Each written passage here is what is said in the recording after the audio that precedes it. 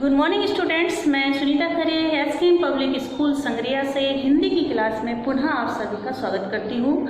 आज अध्याय 3 संधि के जरिए हम संधि के बारे में और विस्तार से पढ़ेंगे। अब तक हमने संधि के 2 भाग पढ़ लिए हैं, पहले भाग में और दूसरे भाग में हमने संधि को कुछ समझ लिया है और आज हम भाग 3 में संधि को और विस्तार से समझेंगे। भाग पहले में हमने कुछ चीज़ें पढ़ी थी कि किन्हीं 2 सार्थक शब्दों से, यानी 2 जो सार्थक शब्द हम लेंगे उनका कोई मीनिंग होना चाहिए। सार्थक तो आप सभी जानते हो कि सार्थक मतलब होता है जिनको मान्यता प्राप्त है, यानी कि जो मानक शब्द हैं, जिनकी वर्तनी शुद्ध होती है, उन्हें हम मानक शब्द कहते हैं, यानी कि सार्थक शब्द कहते हैं। तो किन्हीं हम 2 सार्थक शब्दों को लेंगे, उनमें से हम पहले शब्द का अंतिम वर्ण और दूसरे शब्द का पहला वर्ण निकालेंगे और फिर उनके जो परस्पर मेल से जो शब्द में परिवर्तन होगा यानी बदलाव होगा उसे हम संधि कहेंगे। संधि के लिए परिवर्तन होना अति आवश्यक है। इसके अलावा जो नया शब्द बनेगा उसका भी कोई मीनिंग होना चाहिए, यानी कि वो शब्द भी सार्थक होना चाहिए। ठीक है, ये हमने पहले भाग में पढ़ा था। दूसरे भाग में हमने पढ़ा था कि संधि के प्रकार कितने होते हैं। तो संधि के हमने मुख्य रूप से 3 प्रकार बताए हुए थे, स्वर संधि, व्यंजन संधि और विसर्ग संधि। स्वर संधि में स्वर का स्वर से जब मिलान होता है, यानी कि परस्पर उनका मेल होता है, वो स्वर संधि होती है। व्यंजन संधि में स्वर का व्यंजन से, व्यंजन का स्वर से या व्यंजन का व्यंजन से जब परस्पर मेल होता है और फिर जब उसमें बदलाव होता है, जो परिवर्तन आता है, उसे हम व्यंजन संधि कहते हैं।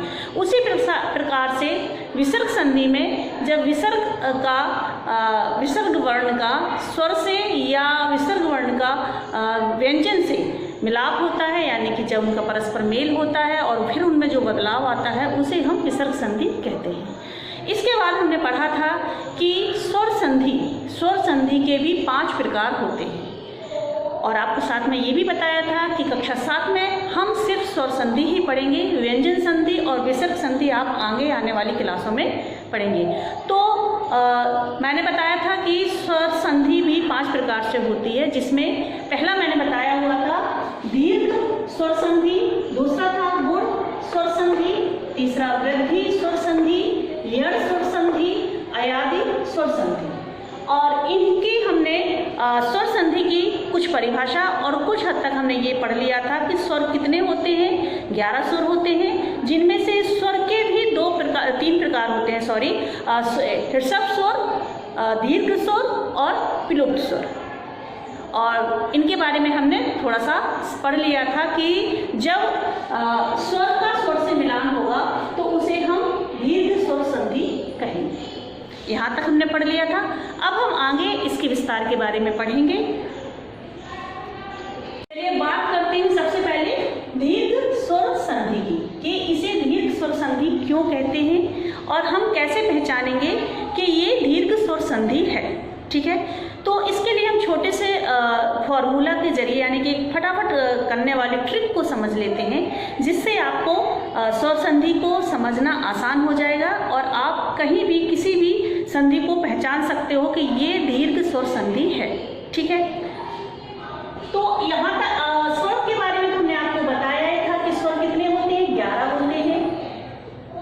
कौन कौन से होते हैं? अ, ई, उ, री, ए, अ, ओ, कौन कौन से? अ, आ, ई, उ, री, ए, ऐ, ओ, औ। ओके, सो जिनको बोलते समय बहुत ज़्यादा बहुत कम टाइम लगता है और प्रेशर भी कम है, यानी हमारे जो गले से हमें जो जब आवाज़ क्रिएट करनी होती है तो बहुत कम प्रेशर होता है, उसे हम ऋषभ स्वर श्रेणी में रखते हैं। तो वो कौन कौन से हैं? अ, ई, उ, री। कौन कौन से हैं? 4 हमारे जो स्वर हैं वो अ, ई, उ और री। ये जो 4 हमारे हैं, इनको बोलते समय हमारे कंठ में बहुत कम प्रेशर होता है और बहुत ही कम हमें समय लगता है, इसीलिए इनको ऋषभ स्वर कहा जाता है। कौन सा स्वर कहा ऋषभ स्वर, ठीक है।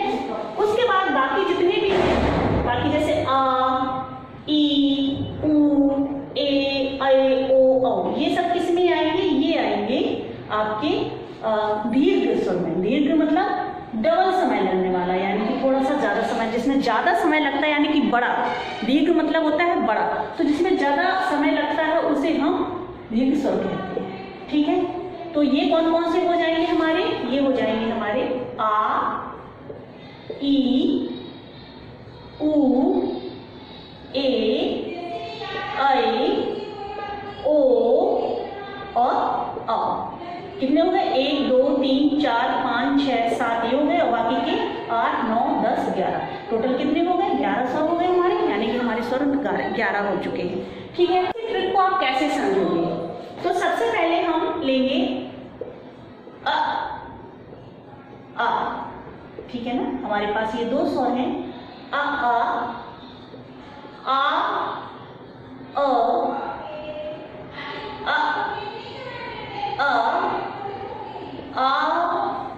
धन आ। क्या बोला मैंने? अ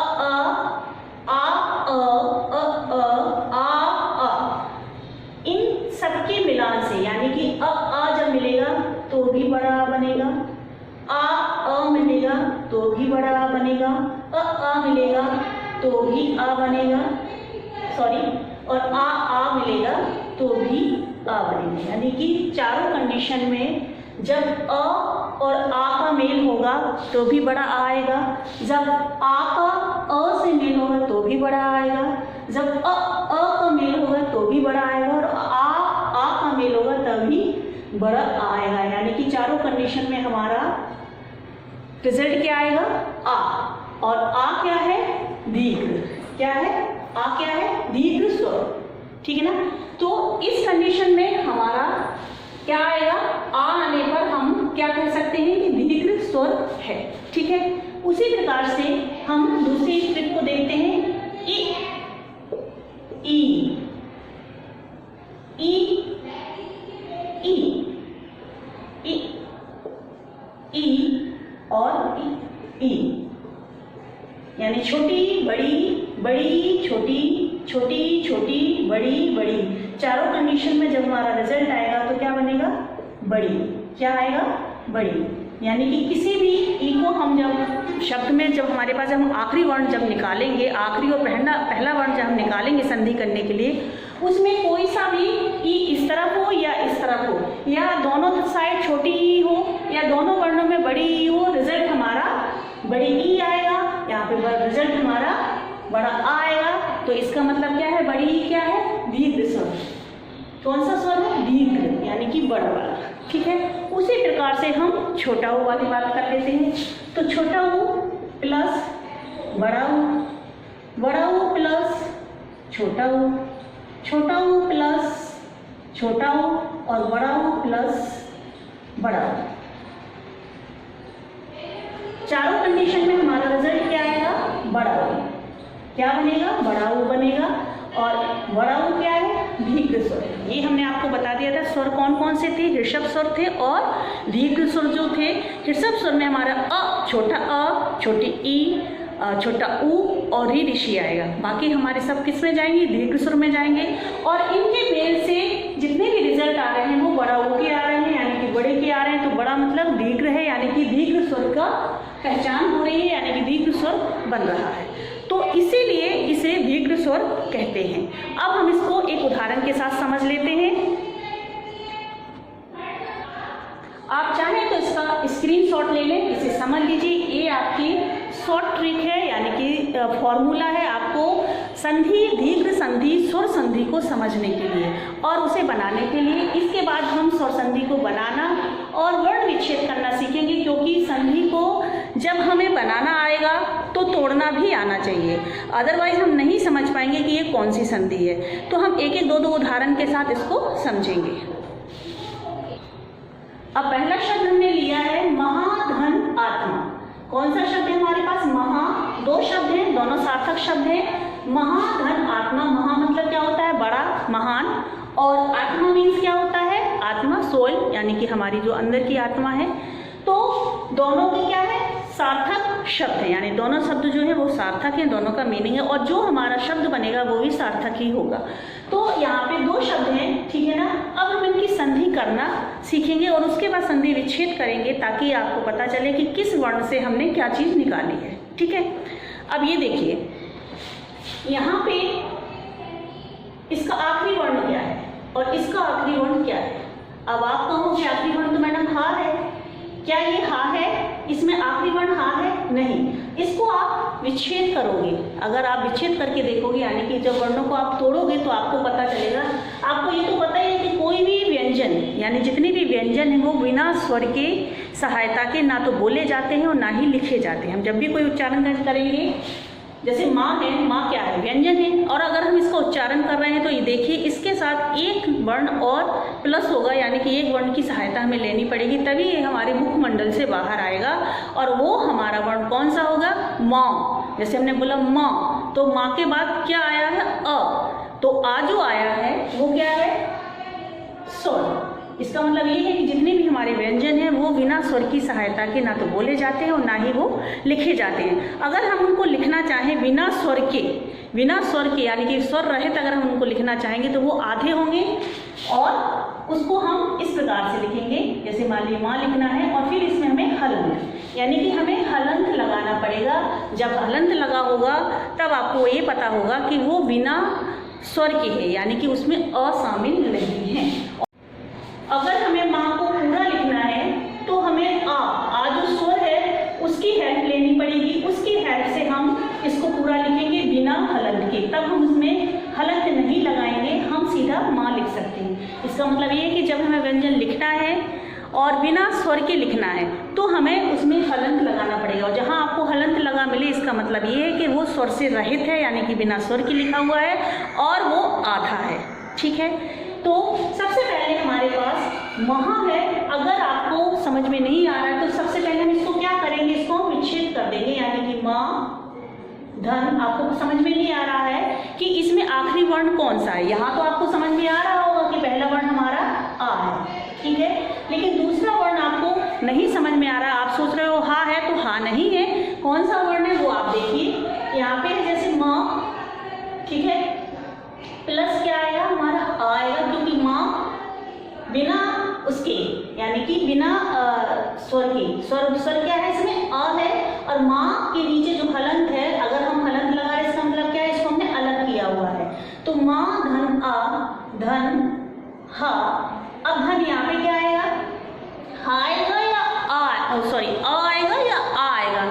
यहाँ पे जो मात्रा है वो किसकी है, बड़ा आ की है, तो इसका मतलब ये है कि यहाँ पे आ प्लस है। तो हमारा आखिरी वर्ण कौन सा हो गया, माँ हुआ, अ हुआ, हा हुआ या आ हुआ। कौन सा हमारा आखिरी वर्ण हुआ, हमारा आखिरी वर्ण हुआ आ। कौन सा हुआ, आ। तो हम यहाँ पे आ निकालेंगे। हमने क्या निकाला, इसमें से आ निकाला, इसमें से भी हमने आ निकाला, प्लस हमारा क्या बन गया, प्लस हमारा क्या बनेगा। हमने ट्रिक में आपको क्या बताया था कि जब आ मिलेगा तो भी आ बनेगा, आ मिलेगा तो भी आ बनेगा, और जब आ मिलेगा तो भी आ मिलेगा। यानी चारों कंडीशन में क्या बनना है, हमारा बड़ा आ, यानी कि दीर्घ स्वर बनना है। तो यहाँ पे हमारा बनेगा आ, ठीक है। हमने आखिरी वर्ण इसमें से आ निकाला, आखिरी वर्ण इसमें से निकाला, सॉरी इसमें से आखिरी वर्ण निकाला, इसमें से हमने पहला वर्ण निकाला। ये दो सार्थक शब्द लिए थे, दोनों में से हमने वर्ण निकाल लिए। दोनों वर्णों को प्लस करने के बाद हमारे पास रिजल्ट क्या आया, दीर्घ स्वर का, यानी कि आ का, ठीक है। अब हम इसको क्या करेंगे, संधि करेंगे। तो यहाँ पे जैसे मान लीजिए हमने आ निकाल लिया था, ठीक है, इन दोनों को निकालने के बाद हमारे पास क्या बचा, क्या बन गया, हमारा आ बन गया। हमने आ को यहाँ लिखा, प्लस किया, यहाँ पे भी प्लस कर दीजिए, क्योंकि बाकी जो शब्द हमारे पास है उनको हम प्लस करके करेंगे, उनको हम जोड़ेंगे। तो हमारे पास क्या रह गया, अब बाकी इसमें से हमने हा में से आ निकाल लिया, तो हमारे पास क्या रह गया, माँ और हा, ठीक है ना। और हा के नीचे हम क्या लगाएंगे, हलंत लगाएंगे। क्यों लगाएंगे, क्योंकि इसमें से जो आ था वो तो हमने निकाल लिया, वो तो हमारा यहाँ पे बाहर आ गया। तो जब बाहर आ गया तो हलंत लगाना जरूरी है, क्योंकि अब ये स्वर के रहित है, स्वर रहित है, इसका मतलब ये आधा है। तो मैं धन आ धन हो गया। ठीक है, अब यहाँ पे हमारा क्या बचा है, त्यामा बचा हुआ है ना, यानी कि जो बाकी का शब्द बचा है हम उसे लिखेंगे, है ना। ये तो हमने पूरा का पूरा उठा लिया था ना यहाँ से, तो हमारे पास सिर्फ ये चीज बची थी, इसको हमने यहाँ लिखा। ये हमारे पास आधा बचा था, इसको हमने यहाँ लिखा। माँ बचा था, माँ को हमने यहाँ लिखा। अब हम इनको क्या करेंगे, संधि करेंगे, इनको जोड़ेंगे। कैसे जोड़ेंगे, अब ये देखिए, हमें इसको हलंत को हटाना है, ठीक है ना, हलंत को हटाना है और हमें इसको पूरा करना है। अभी हमारे पास ये आधा है, इसको हमें पूरा करना है। तो ये जो आ है, बड़ा आ, किसको पूरा करेगा, इसको पूरा करेगा, यानी कि इसकी मात्रा कहाँ लग जाएगी, इसमें लग जाएगी। और ये इसका रूप क्या हो जाएगा, माह। क्या हो जाएगा, माह। ठीक है, बाकी शब्द क्या बचा हमारे पास, ता और माँ। क्या बन गया पूरा, महात्मा। क्या बन गया पूरा, महात्मा। तो हमारे पास जो दो सार्थक शब्द थे उनकी हमने संधि विच्छेद करके हमने यहाँ पे कौन सा शब्द निकाला, महात्मा। और महात्मा तो आप जानते ही हो कि महात्मा सार्थक शब्द है, अर्थ होता है महात्मा जो महान होते हैं, जो तपस्वी होते हैं। और महात्मा गांधी को भी हम महात्मा कहते हैं। तो महात्मा हमारा यहाँ पे शब्द बना। तो ये हमने संधि करना सीखा। ठीक है, अब संधि को विच्छेद कैसे करेंगे, संधि को विच्छेद कैसे करेंगे, यानी कि वर्ण विच्छेद तो हमने आपको सिखाई दिया। यहाँ पे वर्ण विच्छेद करोगे तभी आपको संधि करनी आएगी।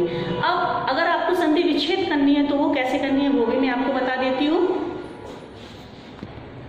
अब ये देखिए, यहाँ तो संधि हो गई आपकी। अब हमें क्या करना है, संधि विच्छेद करना। तो इसी शब्द को हम ले लेते हैं, ठीक है ना। इसी शब्द को हमने लिया तो यहाँ से आपको देखना है कि महात्मा कहाँ पे जुड़ा हुआ है। हमारा जो संधि हमने कहाँ से की थी, आ से की थी, यानी कि इसका वर्ण निकाला था, इसका निकाला था। तो यहीं से हम इसका वर्ण भी निकालेंगे, हा का हमने निकाल लिया आ। ठीक है, हा का हमने आ वर्ण निकाल लिया। बाकी हमारा क्या बचा, एक ये शब्द बचा और ये शब्द बचा। ठीक है ना, इसको हम फिर से हलंत लगा के ही लिखेंगे क्योंकि इसमें से हमने अ निकाल लिया है। इसमें से निकाला ना हमने आ, तो इसको भी हम हलंत लगा के, यहाँ पर भी हम हलंत लगा के ही लिखेंगे। ठीक है, अब ये देखिए, ये जो आ आपका बना है वो कैसे बना है, इसकी ट्रिक क्या बताई थी मैंने, आ या तो ये इस आ से बना है या इस आ से बना है, प्लस आ या आ, यानी कि इन दो में से या इन दोनों के मेल से ही ये बड़ा आ बना हुआ है। ये अब किससे बना हुआ है ये हम देखेंगे, समझेंगे। इसके लिए हम क्या करेंगे, सबसे पहले तो माँ को रखेंगे, ठीक है ना, और इस आ के साथ लिख देंगे। इस आ के साथ हमने माँ को मह लिखा, इसका मतलब ये है कि ये हलंत हमारा यहाँ से हट गया और ये स्वर सहित हो गया। ठीक है, उसके बाद हमारे पास क्या है, ए भी है आ, तो हम पूरा लिखेंगे, इसको हम इसके साथ लिखेंगे महा। ठीक है ना, हमने अ के साथ लिख दिया और आ के साथ भी लिख दिया। इसके बाद हमारे पास फिर क्या आया, यहाँ पे आ है और अ है, तो हम इस शब्द को भी ऐसे ही लिखेंगे। ठीक है, और ऐसे लिखेंगे, दोनों को लिखना पड़ेगा। इस शब्द को भी हमें लिखना पड़ेगा और इस शब्द को भी हमें लिखना पड़ेगा, तभी हमें पता चलेगा कि कौन सा शब्द हमारा सार्थक है और किसके मेल से ये शब्द बना हुआ है। तो अब ये देखिए कि यहाँ पे जो है मह कोई शब्द नहीं होता है, मह कोई शब्द, कि हमने क्या बताया था कि संधि होने के लिए सार्थक शब्द होना चाहिए, तो मह कोई शब्द नहीं होता है। इसका मतलब ये कट गया है, इसका मतलब हमारा ये आ इसमें मैच नहीं है ना। और ये महा मतलब बड़ा होता है, इसका मतलब ये है कि इसमें अ जोड़ा हुआ है, ये सही है। उसके बाद आत्मा और आत्मा, तो आत्मा कोई शब्द नहीं होता है, ये हमारा मानक शब्द नहीं है, यानी कि सार्थक शब्द नहीं है। इसका मतलब ये है कि ये भी हमारा सही नहीं है। और हमारा सही क्या है, आत्मा, यानी कि ये। इसका मतलब ये है कि इन दोनों के मेल से हमारे पास क्या बना था, आ बना था। तो अब हमें इनको जोड़ के लिखना है, महात्मा। ठीक है ना, महात्मा, हमने हमारा शब्द क्या बन गया, महात्मा बन गया, क्योंकि आ हमारा कहाँ आ गया, इसमें आ गया, तो हमारा शब्द बन गया महात्मा। तो ये हमारा संधि विच्छेद हो गया, ये हमारा संधि हो गया, और साथ में हमने वर्ण विच्छेद भी सीख लिया। तो दोनों सभी कंडीशन में जो दीर्घ शब्द, दीर्घ स्वर बना हुआ है, इसीलिए ये दीर्घ स्वर संधि कहते हैं। ये तो हो गई आ की। अब हम आगे पढ़ेंगे ई और ऊ के। अब यहाँ पे एक नया शब्द फिर से मिला हुआ है हमें, कपी धन ईस। कपी धन ईस हमारे पास दो शब्द हैं। अब हमें सबसे पहले तो ये समझना ये सार्थक शब्द है या नहीं है। तो ये दोनों सार्थक शब्द हैं। कपी मतलब होता है बंदर, ईश मतलब होता है स्वामी। ठीक है, इसका हम पहले शब्द का कौन सा वर्ड हमें निकालना है, आखिरी वाला वर्ड निकालना है, और दूसरे वाले शब्द का हमें पहला वर्ड निकालना है। इसका हम जब शब्द निकालेंगे तो इस पर कौन सी मान, इसको पहले हम कैसे समझेंगे कि हमें क्या निकालना है, पा निकालना है या का निकालना है, कौन सा आखिरी शब्द है। इसके लिए हम सबसे पहले संधि वर्ण विच्छेद करेंगे। तो वर्ण विच्छेद करने के लिए का धन आ धन ई धन पा धन ई। क्या हो गया, ई क्यों लगाया, क्योंकि ई की छोटी ई की इसमें मात्रा लगी हुई है। तो छोटी ई की मात्रा लगी हुई, कपी ई, लास्ट में ई बोल रहा है ना, तो इसका मतलब ये है कि हमारा आखिरी वर्ण कौन सा है, ई। कौन सा है हमारा आखिरी वर्ण, छोटी ई। ठीक है, अब यहाँ पे क्या है, बड़ी ई है, यहाँ पे क्या है, बड़ी ई है। तो हमने दोनों के शब्द कौन से निकाले, ई निकाल लिया और ई निकाल लिया। ठीक है, यहाँ तक समझ में आ गया आपको। अब देखिए इन दोनों को जब हम प्लस करेंगे, यानी कि जब इन दोनों को हम जोड़ेंगे तो क्या बनेगा, हमारे पास दीर्घ स्वर आएगा बड़ी, क्योंकि यही हमने ट्रिक आपको बताई हुई है कि जब छोटी ई की बड़ी ई से मेल होगा, या बड़ी ई का छोटी ई से मेल होगा, या छोटी ई का छोटी ई से मेल होगा, या बड़ी ई का बड़ी ई से मेल होगा, सभी कंडीशंस में क्या होगा, हमारा रिजल्ट क्या बनेगा, बड़ी ई बनेगा, यानी कि दीर्घ स्वर ई आएगा। तो यहाँ पे हमारा ई हो गया। ठीक है, अब हमारे पास बाकी क्या बचा हुआ है, का है और पा, क्योंकि ई तो हमने निकाल लिया, इसकी जो ई है वो तो हमने निकाल लिया, हमारे पास बचा हुआ है का।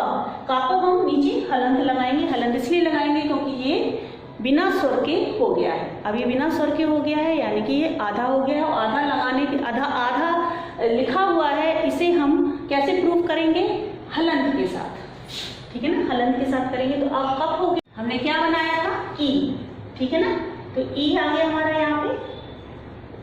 उसके बाद बाकी का शब्द क्या बचा हुआ है, श। क्या बचा हुआ है, श। अब हम इनको प्लस कर देंगे, यानी कि ये जो ई है ये इसमें ऐड हम करेंगे, तो हमारे क्या बन जाएगी, बड़ी ई बन जाएगी। क पा के बाद हमारी कौन सी मात्रा लगानी, ई लगानी है, और यहाँ पे छोटी ई की मात्रा थी इसलिए पीछे से लगी हुई थी वर्ड के। अब हमें बड़ी ई की मात्रा लगानी है, तो ये हमारे आगे से लगेगी, और फिर आ जाएगा श। क्या बन गया, कपीश। क्या बन गया, कपीश बन गया। तो यहाँ पे कपी धन ईश बराबर कपीश।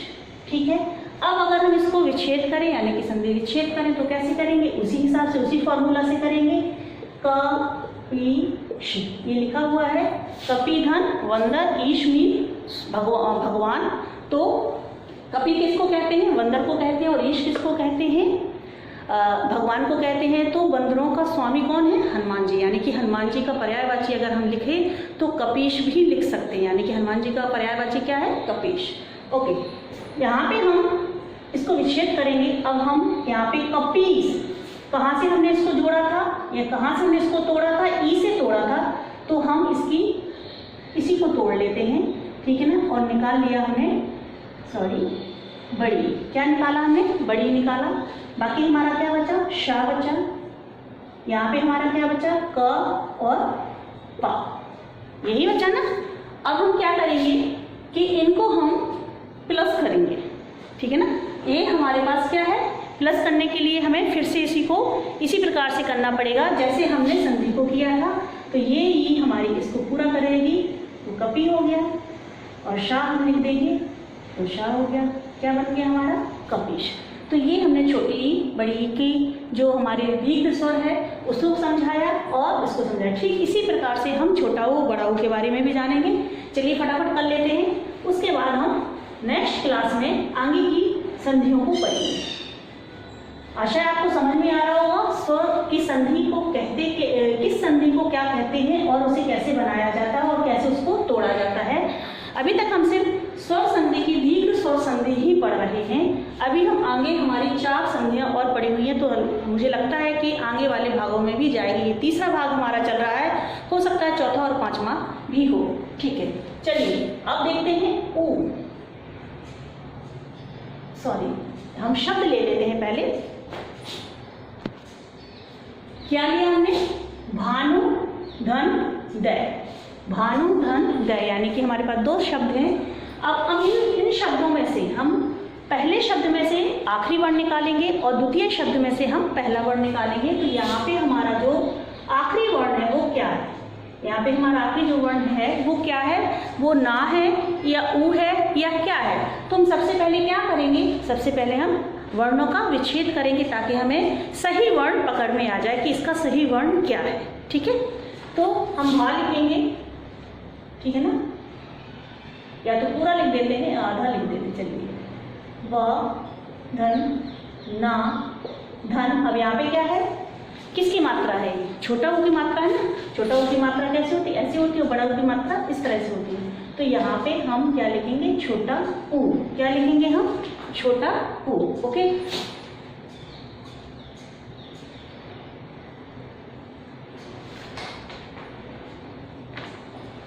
तो यहाँ का इसका क्या मतलब हुआ? इसका मतलब ये हुआ कि हमारा पास जो आखिरी वर्ण है, इसका जो आखिरी वर्ण है वो क्या है? छोटा ऊ है। ठीक है, उसके बाद यहाँ पे हमारा छोटा ऊ है। ऑलरेडी छोटा ऊ हमारा निकले ही हुआ है, बाहर है। तो इसका आखिरी वर्ण हमने निकाला छोटा ऊ और इसका हमने निकाल दिया छोटा ऊ। दोनों का छोटा ऊ बन के हमारा क्या बन गया? बड़ा ऊ। क्या बना हमारे पास? दीर्घ स्वर बना जो कि बड़ा ऊ बना। ठीक है, अब ये देखिए यहाँ पे कि हमें इसका पूरा संधि बनानी है। तो कैसे बनाएंगे? हमने क्या निकाला? दोनों ऊ मिलके हमारे क्या बने? इसमें छोटा ऊ की मात्रा, इसलिए यहाँ पे जो हमारा वर्ण विच्छेद हमने करके देखा है, इसका मतलब ये है कि ना जो व्यंजन है इसमें छोटा ऊ हमारे साथ प्लस है। या अगर हम इसको बिना ऊ के लिखेंगे तो कैसे लिखेंगे? बा हो गया, ना हो गया और ना को हम हलंत लगा देंगे। क्या हो गया? भान हो गया, क्योंकि हमने ऊ निकाल लिया हुआ है। ठीक है ना, यहाँ हमने क्या निकाला था? ऊ निकाला था। दोनों को मिला के हमारा क्या बना था? बड़ा ऊ बना था, इसलिए हमने ऊ निकाल लिया। भान धन ऊ। बाकी हमारे पास क्या बचा? दय। क्या बचा? बाकी हमारे पास दय बचा ना, दय।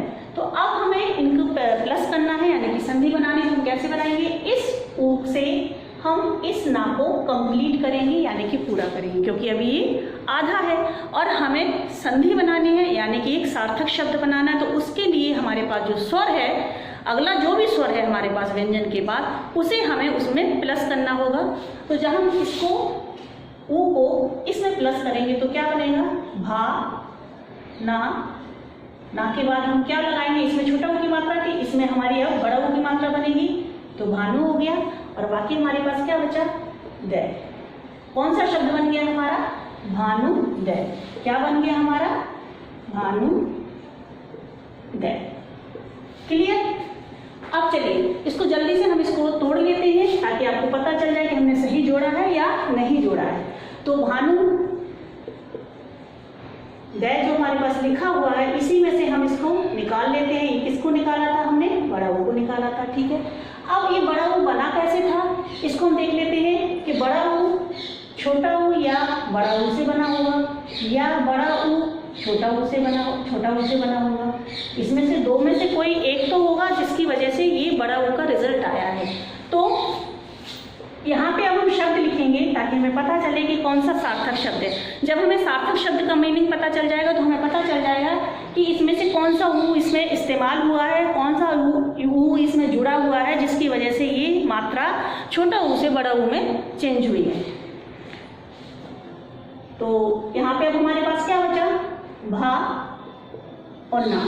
ठीक है ना, भा और ना हम इसको छोटा ऊ के साथ लिख लेते हैं, भानु लिख लेते हैं। ठीक है, और फिर हम इसको लिख लेते हैं भा और बड़ा ऊ के साथ लिख लेते हैं, क्योंकि जो स्वर के साथ ही लिखना पड़ेगा। अगर हम इसको स्वर के साथ नहीं लिखेंगे तो कैसे लिखेंगे? आधा लिखेंगे, यानी कि हलंत लगा के लिखेंगे। बट यहाँ पे हम इसको पूरा लिख रहे हैं, तो छोटा ऊ की मात्रा के साथ भी लिख लिया हमने, बड़ा ऊ यानी कि इसके साथ हमने इसको लिख लिया। अब यहाँ पे जो हमारा है वो हमने बड़ा ऊ के साथ लिख दिया और यहाँ पे हमने छोटा ऊ के साथ भी लिख दिया। दोनों के साथ लिखना पड़ेगा ना, क्योंकि दोनों हमें पता कैसे चलेगा कि किस ऊ ऊ के मिलान से ये भानु की मात्रा बनी हुई है, यानी कि ऊ में जो मात्रा लगी है, ना में जो मात्रा लगी हुई है बड़ा ऊ की, वो किन ऊ से मिलकर बनी हुई है और इन कौन सा शब्द हमारा सार्थक है, कौन सा शब्द हमारा सार्थक है, ये जानने के लिए तो हमने छोटा ऊ के साथ भानु लिखा, बड़ा ऊ के साथ भानु लिखा, छोटा ऊ के साथ उदय लिखा और बड़ा ऊ के साथ भी उदय लिखा। ठीक है, अब भानु जो होता है ये हमारा गलत है, ये हमारा सार्थक शब्द नहीं है, क्योंकि भानु में छोटा ऊ की मात्रा नहीं आती है। कौन सी मात्रा आती है? बड़ा ऊ की मात्रा आती है। इसका मतलब ये है कि ये छोटा ऊ हमारे साथ नहीं ऐड हुआ है, ये हुआ है इसके साथ। ठीक है, उसी प्रकार से उदय है, तो उदय ऐसा नहीं लिखा जाता है, बड़ा ऊ नहीं आता इसमें, ये हमारा गलत है, ये हमारा सार्थक शब्द नहीं है। हमारा सार्थक शब्द क्या है? उदय। छोटा ऊ आता है इसमें, तो छोटा ऊ के लिए हम इसको राइट मानेंगे, इसको राइट नहीं मानेंगे। तो अब हमारा जो बन गया शब्द वो कैसा बन गया? भानुदय। भानुदय बन गया, क्योंकि ये जो ऊ है बड़ा और ये ऊ है, इनके मिलान से क्या बना हमारा? बड़ा ऊ। और बड़ा ऊ की मात्रा हमने कहाँ लगा दी? यहाँ पे लगा दी। ठीक है, आया समझ में आप लोगों को? तो इसका मतलब ये है कि अब आप लोगों को दीर्घ स्वर संधि अच्छी तरह से समझ में आ गई होगी। आगे की संधियों को हम अगली वीडियो में पढ़ेंगे। Thank you.